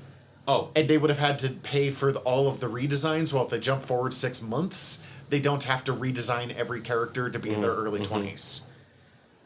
Ishiki has opened his own restaurant of the family, like his own branch of the family restaurant, where he's allowed to do his own shit. cool. Nice. Good for Ishiki. Kuga is now in charge of 5 Chinese restaurants, where he's the head chef of every single one of them. Fine. I don't care about It's Kuga. fine. Yeah, it's he's there. Megami is now running her family inn, which is doing great, as opposed to almost about to die. And during the off season is hanging out with Nene, who is the girl that Ishiki like grew up with and learned from. right. Oh yeah. Okay, yeah. And they the soba. yes, and they are both learning under the former member who like The ramen one? no. She was the one that was like obsessed with Megami during the Hell Camp and got tied up yes. by Yes. yeah. Okay. She's not been seen in like 15 to 20 volumes. But basically offered Megami like, hey, come work for me whenever you want. But also might want to fuck her. Yeah, like, it was weird. I mean, who doesn't? Megami's great. Turns out that Aizan, the creepy Yakuza kid, Yuki, the hunter girl, and Meat Meat, Ikumi Mito, are all running a meat conglomerate together at this point. Like, they just control the meat industry in Japan. Akira... I feel like Rindo should be part of that too, but... I think Rindo's doing what Rindo do. Yeah. Akira is... Too chaotic for that. They could, I mean... I feel like there's a way that they could hire Rindo to be Rindo. I'm Rindo sure she was a rolls in private when she contractor wants in to. that scenario where, like, there was like, hey, we need you to go bring us some fucking piranhas or something. We need you to bring us this cow that only exists on a mountain. Kira is doing his weird aroma stuff still. He is a teacher at Totsuki, and he is basically being set up to take over Gin's position. As the, like, administrator of all the Totsuki stuff. Makes sense for him. That's cool. The Aldinis are running their family restaurant where they've become near legendary and several times a year travel to Japan to do random pop-up restaurants like, we're here for a month! Cool. Who wants pizza? I mean, they're doing exactly what you want the Aldini brothers Hell to yeah. be doing. Rindo and Skasa are doing what Rindo and Skasa do, and all of the 10 that were in the, like, final challenge are being set up to run the Fall Hell camp. Oh, Nice. Okay. I like that the recurring secular nature to that they've set up here of like Joichiro is doing what Joichiro do. Oh, my boy, Misaka. I don't remember. We'll get. I'm working my way through. Alice is running Nakari International and doing molecular gastronomy stuff. Ryo Kurokaiba is still operating as her number 2 guy, while also, quote, dabbles in marine biology, researching the effects of climate change on the world's oceans and looking for more sustainable fishing practices. that seems on brand for him. I love it, actually. I love it. The Nakari family all sucks. They're all there. They did stuff. They're not dead. Soma technically graduated, which I didn't think he did, but mostly because Erina worked her ass off to not get him expelled, because he just skipped Yeah. a lot of shit. They say that in the anime. Yeah, they mentioned that in the anime. I had to give you special write-offs for, like, you were gone for fucking 6 months. Normally you would have been expelled very quickly for being gone even a week. You got real fucking special treatment here. We also get some flashbacks. We see where his mom dies. We also see, and this happened a little earlier, Joichiro tells Erina and I think it's either Alice or Megami about how he met his wife, Soma's mom, which was adorable, that she's this, like, former gang member, and he's, well, still super burned out, like, goes to their restaurant, to Yukihira's, and is like, who is this weird gang chick that keeps making, like, dangerous food for people to eat? But likes it there, because he likes the atmosphere, and so anytime he's in Japan, he stops by and is slowly, like, her dad basically is like, you're gonna save my restaurant now, love you, please stay, and she claims him as a member of her gang, and eventually, after learning his story, yada yada yada, is upgraded from member of gang to my special someone. And it's just an incredibly sweet moment. I'm sad that didn't get included in the anime. I swear to God, they ran out of money. Oh no, I guarantee they ran out of money. Probably because they spent so much time showing the nicer butts. Yep. And then the rest runs roughly the same as it did before, except they're all older. He makes the fucking, many of them come to Yukihira's because he's trying to finally make Erina admit that his food is delicious. With the heavy subtext of basically she admits that they're gonna get married. Like, come on, that's the whole thing going here. She had that whole, like, I thought we'd be cooking together, but turns out you kind of suck. Like, yeah. I love Soma. He's one of my favorite anime protagonists, but, like, God, he's unreliable. He's also a mysterious, legendary cook.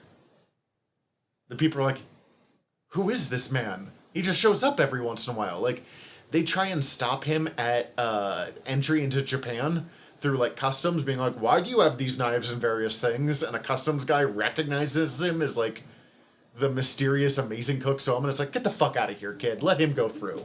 Take your knives and go. First feeds him the, now we're going too far with the disgusting squid legs and peanut butter, because it is now squid legs and peanut butter marinated in coffee, mixed with sweet and sour habanero pork, and simmered in mint sauce. Yep. Gross. Yeah. Lose me at the mint sauce, really, in all honesty. That said, Cece and I They both did were bring like, that up in the anime. they said peppermint something, I Oh. think, but in the, Cece and I both were like, yeah, I'd try it. I don't want to, but I I'd try would. And it's really just so they can have a final one of all of the characters being grabbed by tentacles. One last. One last time. And then he's... There it is. This time I swear it. This will be the dish to make you say it's good. Bum, bum, bum. Ba-ba-ba. Also in the manga, it's happy to serve instead of you're welcome. And it throws me when I've been watching or reading one and it switches to the other. I like Happy to Serve better. It contextually feels right. And it's Polaris Storm instead of whatever the fuck they call it in... Doesn't matter. There's some slight changes. Yeah, they changed some localization stuff. I don't know. I feel like it's literally to make mouth flaps work better. Basically. We're 2 hours into this. This is the worst season by far. If you like Food Wars, go in knowing it's the worst season. But if you like Food Wars, if you like these characters, there's some good moments for almost every character still. It's worth it to tie off their stories. Yeah. I think they could have ended it with season 4, and I would have lost a couple of cool moments. I would have not felt like I lost anything, and I would have been like, fuck, I want there to be more. Because I remember finishing that point in the manga, being like, I want so much more, and then reading the end of this being like, this was unnecessary, and I'm glad that they ended it now at least. I don't know. I personally feel like I'm pretty satisfied with it overall. I think it's definitely weird and not good compared to the rest of it. But, like, having the emotional little beats tied off, for me, getting to see Megami get some recognition this season. That justified almost everything else, really. Like, Soma's mom's narrative and getting backstory to give him, like, better context to his, like, failure and, like, approach to failure. I really liked it. I liked the season overall. I do think that, yeah, it is the worst of the seasons. But I still think that it, like, still good. yeah, it's fine. But that's the problem. fine. It's fine. It's fine. It's good. Unnecessary. If it was 3 seasons long, I think the arc might have been my favorite, just because I do, as much as some of it lost me, I do love how outlandish Noir was. But If they gave it 3 seasons, they would have had time to do the outlandish shit. yeah, Yeah. It felt rushed. Uh-huh. Because it wasn't part of the original plotline. And it's very obvious it's tacked on. Which, like, in the book, I think they referenced that, like, when that came out, that last book, they had only just announced season 4 of the anime going into effect. I think so. They also admit in this book of like, this wasn't the plan. But here we all are. This is what we are giving you. cool. Yeah. I don't have much else to say. No, I'm good. That's all I I'm got. done. Also, I gotta go. I got shit to do. Next time, we are watching one of my favorite movies from when I was in high school. One that you've covered over on Fried Squirm. So it is a... Long enough ago not that I don't quite remember what I crossover. said. We are going to... I'm not going to listen to your Fried Squirms episode until after we record it, but I am going to listen because I'm curious. We're going to cover Vampire Hunter D, Bloodlust. Oh, I'm so happy to see more Left Hand again. One of the best characters in anime. But, in the meantime, we're your generals of nerdery. I'm Zach. I'm Tyler. Dismissed. Hi everybody, General Tyler here. If you like the show, please hit subscribe however you're listening to us right now. Also, if you could rate and review us however you're listening to us right now, or preferably over at Apple Podcasts, we would super appreciate it, as the whole world is ran on algorithms, and we want to be all up in them, getting our voice out to more places. Also, I mean, tell your friends. We always appreciate that. If you want to get in contact with us, ask us questions, give us comments, email us generalnerderypod@gmail.com. You can also contact us through our website, www.generalnerdcast.com. While you're there, check out all of our back catalog, or click the links up at the top, as we are part of the Earworm Podcast Network. Go check out all of our sister shows. We're involved with most of them, so if you already like listening to us talk, it might be in your best interest. And if you want to check out everything from the network, head over to earworm.com, EARVVYRM.com. We'd super appreciate it. Love you all. Have a good one.